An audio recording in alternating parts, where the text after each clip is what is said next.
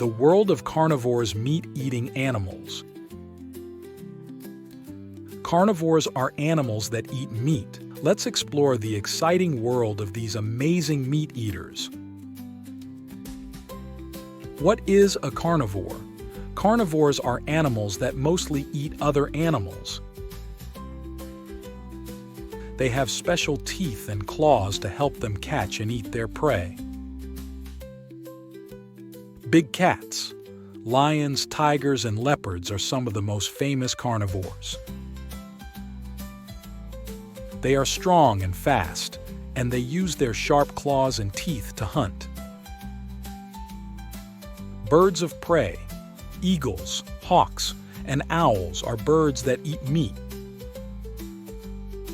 They have powerful talons, claws, and beaks to catch and eat other animals like fish, mice, and rabbits.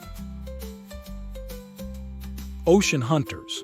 Sharks and orcas, killer whales, are carnivores that live in the ocean. They hunt fish, seals, and even other sharks. Small but mighty. Some carnivores are small, like spiders and praying mantises. They catch insects and other tiny animals to eat. Why they matter.